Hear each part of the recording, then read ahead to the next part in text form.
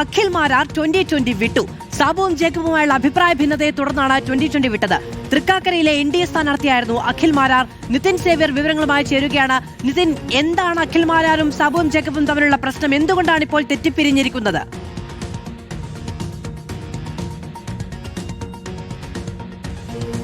മാധു, തെരഞ്ഞെടുപ്പിന് തൊട്ടു മുമ്പാണ് ബിഗ് ബോസ് താരമായ അഖിൽ മാരാർ 2020ലേക്ക് എത്തുന്നത്. പിന്നീട് 2020യുടെ തൃക്കാക്കര മണ്ഡലത്തിലെ സ്ഥാനാർത്ഥിയാവുകയും ചെയ്തു. തെരഞ്ഞെടുപ്പിൽ വലിയ പരാജയമായിരുന്നു അഖിൽ മാരാർ ഏറ്റുവാങ്ങിയത്. പിന്നീട് രാഷ്ട്രീയവുമായി ബന്ധപ്പെട്ട് കാര്യങ്ങളിൽ നിന്നൊക്കെ അദ്ദേഹം വിട്ടുനിൽക്കുകയായിരുന്നു. ഏതായാലും ഇപ്പോൾ 2020 വിടുന്നു എന്നൊരു പ്രഖ്യാപനമാണ് അദ്ദേഹം നടത്തിയിരിക്കുന്നത്. നമ്മൾ അദ്ദേഹവുമായി സംസാരിച്ചിരുന്നു. വലിയ തോതിലുള്ള വിമർശനങ്ങൾ സാബുവും ജേക്കബിനെതിരെ അദ്ദേഹം ഉയർത്തുന്നുണ്ട്. പ്രത്യേകിച്ച് തന്നെ 2020ലേക്ക് കൊണ്ടുവന്നത് കൊട്ടാരക്കര സീറ്റ് നൽകാം എന്ന് പറഞ്ഞായിരുന്നു. പക്ഷെ പിന്നീട് തൃപ്പൂണിത്തുറ സീറ്റ് നൽകാമെന്ന് പറഞ്ഞു.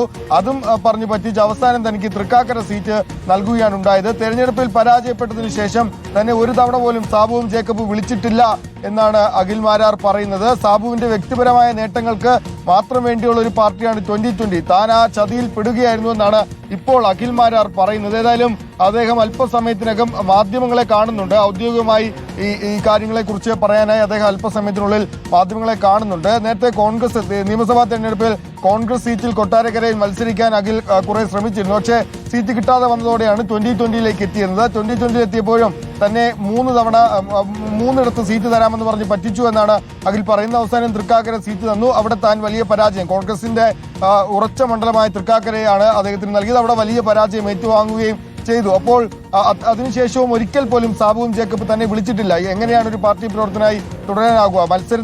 തിരഞ്ഞെടുപ്പിൽ മത്സരിച്ച ഒരു വ്യക്തിയെ പിന്നീട് കണ്ട ഭാവം പോലും നടിക്കാത്ത ഒരാളുടെ പാർട്ടിയിൽ എങ്ങനെയാണ് തുടർന്നു പോകാൻ പറ്റുക എന്നാണ് നിതിൻ. വലിയ വിജയപ്രതീക്ഷയും വിജയിക്കുമെന്ന് ഉറപ്പിച്ച പ്രചാരണവും ഒക്കെ ആയിരുന്നല്ലോ. അങ്ങനെ എല്ലാ കാര്യങ്ങളെങ്കിലും തൃക്കാക്കര നമുക്കറിയാവുന്നതാണ്. ഉറച്ച സീറ്റാണ് കോൺഗ്രസിനെ സംബന്ധിച്ചിടത്തോളം. പക്ഷെ അദ്ദേഹം വലിയ വിജയപ്രതീക്ഷയാണ് മുന്നോട്ട് വെച്ചിരുന്നത്.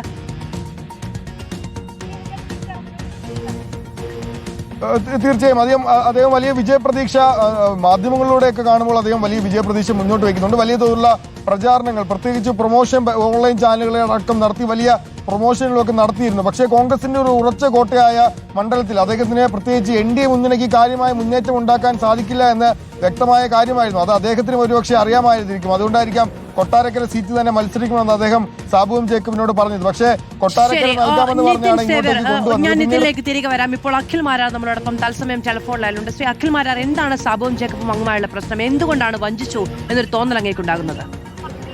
അല്ല, ഇത് മധു വളരെ എനിക്ക് തോന്നുന്നു ഒരുപക്ഷെ നിങ്ങളെല്ലാവരും തുടക്കത്തിൽ തെരഞ്ഞെടുപ്പിന്റെ തുടക്കത്തിൽ കൊട്ടാരക്കരയിൽ UDFന്റെ കാൻഡിഡേറ്റ് ആയിട്ട് എന്റെ പേരൊക്കെ പല മാധ്യമങ്ങളും ചർച്ച ചെയ്തിട്ടുണ്ടായിരുന്നു. അങ്ങനെ ഒരു കാര്യം ഞാൻ UDFുമായിട്ട് ഉണ്ടായിരുന്ന ബന്ധത്തിന്റെ പേരിലാണത്. അപ്പൊ ഞാൻ ആക്ച്വലി ആ സീറ്റ് നഷ്ടപ്പെട്ടതിന് ശേഷം സ്വതന്ത്രനായി മത്സരിക്കണമെന്നൊരു ആഗ്രഹമായിട്ട് നിന്ന ഒരാളാണ്. അപ്പൊ സ്വതന്ത്രനായിട്ട് മത്സരിക്കാനുള്ള എന്റെ ഒരു ആഗ്രഹത്തെ ആക്ച്വലി സപ്പോർട്ട് ചെയ്തുകൊണ്ട് സാബു ജേക്കബ് പോരുന്നു. അതിന് മുൻപ് തന്നെ NDAയുടെ കുറെ ഏജൻസികൾ എന്നെ ബന്ധപ്പെട്ടിരുന്നു. പൈസ തരാം, അങ്ങനെ തരാം, ഇങ്ങനെ തരാം, പല കാര്യങ്ങളും പറഞ്ഞുകൊണ്ട് ഞാൻ അവരെ എല്ലാവരെയും പുച്ഛിച്ച് തള്ളിക്കളയാണ് ചെയ്തത്. പിന്നീട് എന്റെ തന്നെ ഒരു ആഗ്രഹമായിരുന്നു സ്വതന്ത്രമായിട്ട് മത്സരിക്കുക. അങ്ങനെ ഇരിക്കുന്ന സമയത്താണ് സാബു ജേക്കബ് വരുന്നതും. കൊട്ടാരക്കര സീറ്റ് ഡൽഹിയിൽ നിന്നുകൊണ്ടാണ് ഞാൻ സംസാരിക്കുന്നത്. ഇപ്പോൾ ഉറപ്പ് നൽകാമെങ്കിൽ, ആരും 2020ക്ക് അവിടെ ആളില്ല, 2020ക്ക് സംഘടന ഇല്ലാത്തൊരു സ്ഥലത്ത് അവർക്കൊരു സീറ്റ് ചോദിക്കാൻ പറ്റില്ല. പക്ഷേ ഞാനാണെന്നുണ്ടെങ്കിൽ ആ സീറ്റ് അവർ ഉറപ്പ് മേടിച്ചു തരാം. രാജീവ് ചന്ദ്രശേഖറുമായിട്ട് സംസാരിച്ചു, എല്ലാ കാര്യങ്ങളും കൺഫർമേഷൻ പറയുന്നു. അങ്ങനെ ആ ഒരൊറ്റ കാരണം കൊണ്ട് മാത്രമാണ് ഞാൻ 2020ലേക്ക് ചേരാൻ തീരുമാനമെടുക്കുന്നത്. കാര്യം എന്നെ സംബന്ധിച്ച് ഒരു സ്വതന്ത്ര ഇമേജിൽ തന്നെ എന്റെ നാട്ടിൽ മത്സരിക്കാൻ പറ്റുന്ന ഒരു അന്തരീക്ഷം ഒരുക്കുക. പക്ഷെ അതിനുശേഷം സംഭവിച്ചത് രശ്മി പിന്നീട് വരുന്നു. ഈ പിന്നീട് രശ്മി വന്നതാണോ വരുത്തിച്ചതാണോ എന്നതുപോലും എനിക്ക് പിന്നീട് സംശയമുണ്ട്. എന്തായാലും കൊട്ടാരക്കര സീറ്റിലേക്ക് രശ്മി വരുന്നു. രശ്മിക്ക് ആ സീറ്റ് അവർ നൽകുന്നു. പിന്നീട് ഞാൻ പറയുന്നു ശരി, ഞാൻ മാറി നിൽക്കാം. അപ്പം പറയുന്നു, അന്നേരം എൻ്റെ അടുത്ത് പറഞ്ഞില്ല അഖിൽ മാറണ്ട, നമുക്ക് തൃപ്പൂണിത്തുറ സീറ്റിലേക്ക് നമുക്ക് നോക്കാം എന്നുള്ള രീതിയിലേക്ക് ഒരു ചർച്ച വരുന്നു. അപ്പൊ തൃപ്പൂണിത്തുറ സീറ്റ് ആ സമയത്ത് 2020ക്ക് കൊടുക്കാൻ BJPക്ക് താല്പര്യമില്ല. കാര്യം അവരുടെ നഗരസഭ അവർക്ക് ഭരണമുള്ള സ്ഥലമാണ്. പക്ഷെ ഞാൻ ആ സമയത്ത് എന്റെ വിഷമങ്ങളും പ്രശ്നങ്ങളും ഒക്കെ ഞാൻ രാജീവ് ചന്ദ്രശേഖറുമായിട്ട് നേരിട്ട് സംസാരിക്കുന്നു. അദ്ദേഹം ആദ്യം ഇത് മറന്നുപോയി എന്നാണ് പറയുന്നത്. അതായത് അഖിൽ പത്തനാപുരത്താണെന്നാണ് ഞങ്ങൾ കരുതിയത്. മിസ്റ്റേക്ക് പറ്റിപ്പോയി. അപ്പൊ അദ്ദേഹം എന്നോട് നമുക്ക് പരിഹാരം ഉണ്ടാക്കാമെന്ന് പറയുന്നു. അങ്ങനെ അദ്ദേഹം പരിഹാരം ഉണ്ടാക്കുന്നതിന്റെ ഭാഗമായിട്ട് RSS നേതാക്കന്മാരെയും ഞാൻ പോയി കണ്ടു. ഞാൻ എന്റെ അവസ്ഥ പറഞ്ഞു. ഞാൻ പറഞ്ഞു, ഈ രീതിയിൽ നമ്മളെ ഈ സാബു ജേക്കബ് കുടുക്കിയതാണ്. അതായത് എന്റെ അടുത്ത് പറഞ്ഞിരുന്നത് രാജീവ് ചന്ദ്രശേഖറിന്റെയും സാന്നിധ്യത്തിൽ അഖിലിനെ നമ്മൾ പത്രസമ്മേളനം ചെയ്ത് കൊട്ടാരക്കരയിലേക്ക് അനൗൺസ് ചെയ്യും എന്ന് പറഞ്ഞിരുന്നിടത്ത് നിന്ന് എന്നെ 2020യുടെ ഓഫീസിലേക്ക് വിളിച്ചിട്ട് ഞാൻ 2020യിൽ ചേർന്നു എന്ന് പറഞ്ഞ ഒരു വാർത്ത അങ്ങ് കൊടുത്തു. അതോടുകൂടിയിട്ട് ഞാൻ സ്റ്റക്കായി പോയി. കാരണം മണ്ഡലമോ കാര്യങ്ങളോ ഒന്നും പറയാതെ ഞാൻ 2020യിൽ ചേർന്നു എന്നൊരു വാർത്ത കൊടുക്കുകയും സ്വാഭാവികമായിട്ടും ഞാൻ വിചാരിച്ചത് ഇദ്ദേഹം ഉറപ്പ് നൽകിയതല്ലേ. എനിക്ക് എല്ലാ വാട്സപ്പ് ചാറ്റുകളും കിടപ്പുണ്ട്. ആ ഉറപ്പ് നൽകുന്നതും ഞാൻ സംശയം പറയുന്നതും പിന്നീട് വീണ്ടും ഉറപ്പ് നൽകുന്നതും ഇതെല്ലാം കഴിഞ്ഞ് തൃപ്പൂണിത്തറ സീറ്റ് 2020 കൊടുക്കുന്നു. തൃപ്പൂണിത്തറ സീറ്റ് 2020 കൊടുക്കുന്ന സമയത്തും സംഘത്തിന്റെ ഭാഗത്തു നിന്നും BJPയുടെ ഭാഗത്തു നിന്നും ഞാനാണ് 2020 സ്ഥാനാർത്ഥി എന്നുള്ളതാണ് എല്ലാവരുടെ ചർച്ചകളിൽ നിന്നും ഞാൻ മനസ്സിലാക്കിയത്. പക്ഷേ എന്നെ തൃക്കാക്കരയിൽ ബുദ്ധിപരമായി അനൗൺസ് ചെയ്യിച്ചതിന് ശേഷം അതിനുശേഷമാണ് അഞ്ജലി എടുത്ത് സംസാരിക്കുന്നത്. അഞ്ജലി ആകെ പറഞ്ഞിരുന്നത് സ്വന്തം നാടാണ് തൃപ്പൂണിത്തറ, അവിടെ മത്സരിക്കുക എന്നുള്ളതാണ്. ഇനി രണ്ടാമത്തെ മറ്റൊരു പ്രധാനപ്പെട്ട കാര്യം, ഇപ്പോൾ ഇങ്ങനെ ഒരു തീരുമാനം എടുക്കാനുള്ള പ്രധാന കാര്യം എന്ന് പറയുന്നത്, തെരഞ്ഞെടുപ്പ് സമയത്ത് ഞാൻ 20 ലക്ഷം രൂപ കൊടുത്ത് വാങ്ങിയ BMW ഒരു ബൈക്ക് ഒരു വർഷത്തിനുള്ളിൽ ഞാൻ വിറ്റിട്ടാണ് എന്റെ തെരഞ്ഞെടുപ്പ് പ്രവർത്തനത്തിനുള്ള ഫണ്ട് ആദ്യം ഞാൻ ചെലവഴിക്കുന്നത്.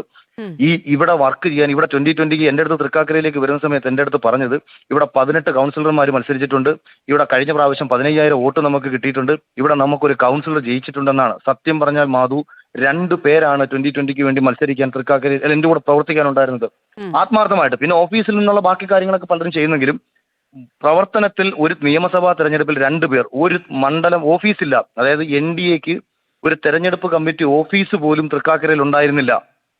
ഒറ്റയ്ക്ക് ഞാൻ കാട്ടിക്കൂട്ടിയ ബഹളങ്ങളാണ് യഥാർത്ഥത്തിൽ അന്നാ നടന്നത് മുഴുവൻ.